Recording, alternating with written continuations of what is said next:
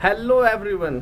आज के टॉपिक के बारे में हम बात करते हैं। तो जैसे कि आपने देखा होगा कि आजकल बहुत ज़्यादा ट्रेंडिंग में एक टॉपिक चल रहा है कि चाइनीज़ इन्वेस्टर्स इंडियन कंपनीज में और all over the world companies के अंदर इन्वेस्ट कर रहे हैं बहुत ज़्यादा। तो फिर लोग उसके बोल रहे हैं कि अगेंस्ट में जा रहे हैं और गवर्नमेंट ने बैन भी लगाने शुरू कर दिए उस इन्वेस्टमेंट के अकॉर्डिंग। तो फिर ये चाइनीज़ इन्वेस्टर अगर कर रहे हैं तो नॉर्मल लोगों का, मेरे कुछ स्टूडेंट्स कह रहे थे कि सर अगर चाइनीज़ लोग हमारी कंपनियों में इन्वेस्ट कर रहे हैं तो वो तो अच्छी बात है ना, हमारे पास पैसा आ रहा है। तो इस बात को मैं आज समझाने जा रहा हूँ। तो आज के टॉपिक की अगर मैं बात करूँ तो आज मैं टॉपिक में 3 चीज़ें मेनली कवर करना चाहूँगा। पहला, शेयर्स क्या होते हैं। दूसरा, आपका कि कंपनीज में वर्किंग कैसे होती है, मीन टू से कंपनीज का नॉर्मल पार्टनरशिप से क्या डिफरेंस होता है।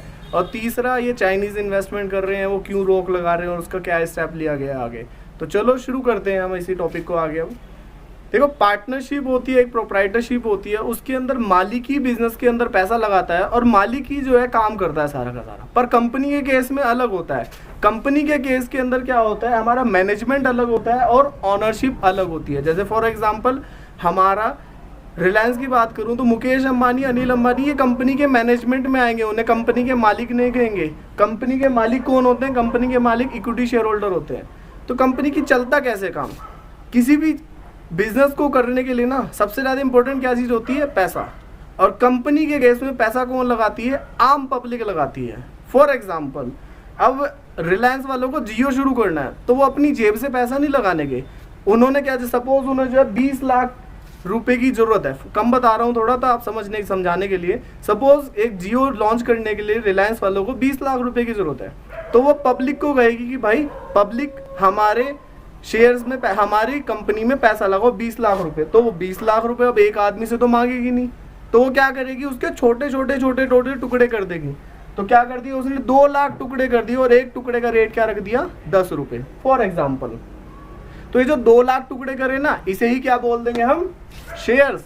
तो शेयर्स क्या बना, और सबसे एक आदमी फिर कम से कम कितना खरीदे, एक शेयर तो खरीदेगा ही ना। तो एक शेयर 10 रुपए का मतलब एक आदमी को सिर्फ 10 रुपए देने पड़ेंगे और जैसे ही 2 लाख करेंगे उसके 20 लाख पूरे हो जाएंगे। तो शेयर क्या है, जैसे एक पिज्जा होता है, पिज्जे का जो सबसे छोटा हिस्सा होता है उसे क्या बोल देते हैं, शेयर। तो फिर शेयर बहुत सिंपल लैंग्वेज, लोगों ने हवा बना रखा, शेयर्स खरीद ले, शेयर्स ये शेयर्स। शेयर्स बिल्कुल सिंपल सी चीज है। Smallest part of share capital या capital of a company is called share. तो कंपनी की कैपिटल का सबसे छोटा हिस्सा ही हमारा क्या कहलाता है, शेयर कहलाता है। तो जब कंपनी की शेयर कैपिटल में अब पैसा इन्वेस्ट हो गया कंपनी के पास, अब काम कैसे चलेगा, जब भी कंपनी काम कैसे करती है। अब सपोज टाटा वालों को जो है एक नैनो कार लॉन्च करनी है। अब जब भी वो नैनो कार लॉन्च करनी होगी ना, तो ऐसे नहीं कि रतन टाटा जी ने सोचा कि भाई लॉन्च करनी है नैनो कार और लॉन्च कर दी, ऐसे नहीं होता है। उन्हें पहले शेयर होल्डर की एक मीटिंग बुलानी पड़ेगी। उस मीटिंग के अंदर जो इक्विटी शेयर होल्डर की मीटिंग है, तो जो शेयर होल्डर से पूछा जाएगा कि भाई हम ये नैनो कार्ड लॉन्च करना चाह रहे हैं ऐसे ऐसी, क्या आप एग्री करते हो। तो उनकी वोटिंग होगी। वोटिंग हाथ उठा के भी होती है, बाय रेज ऑफ हैंड भी होती है और बाय पोल भी होते हैं। पोल मतलब जिसके पास जितने % शेयर होंगे वो उतनी % वोट होगी। तो अगर वो 51% या किसी किसी केस में 75% से ऊपर आते हैं वोटिंग, तो अब वो वाला प्रोजेक्ट शुरू हो जाएगा। रतन टाटा के डिसीजन से नहीं होगा। तो अगर चाइनीज लोग हमारे इंडिया में इन्वेस्ट करने लग जाएंगे बहुत सारा, और सपोज उन्होंने किसी कंपनी के 51% से ज़्यादा शेयर खरीद लिए, तो वो तो एक तरीके से कंपनी के मालिक ही बन गए ना। तो अब कोई भी उन्हें डिसीजन लेना होगा, किसी डायरेक्टर को हटाना है, किसी भी आदमी को हटाना है, तो क्या करेंगे, उनकी मीटिंग होगी, उनसे पूछा जाएगा कि भाई ये वाला काम करना चाहते हो, वो हाथ करके, उनके पास मेजोरिटी ऑफ शेयर्स हैं, तो वो तो कंपनी के क्या बन गए, मालिक। मालिक कैसे बन गए, क्योंकि डिसीजन सिर्फ शेयर होल्डर से ही पूछ के लिया जाता है। तो फिर भाई जब भी वो अगर इन्वेस्ट कर देंगे हमारी इंडियन कंपनीज में, तो वो तो एक तरीके से मालिक बन गए हमारी कंपनी के। फिर तो अब उन्हें कोई भी डिसीजन लेना होगा तो वो अपनी मर्जी से ले लेंगे फिर, क्योंकि वो तो वोटिंग करेंगे और वोटिंग में उनके पास शेयर परसेंटेज बहुत ज़्यादा होगी।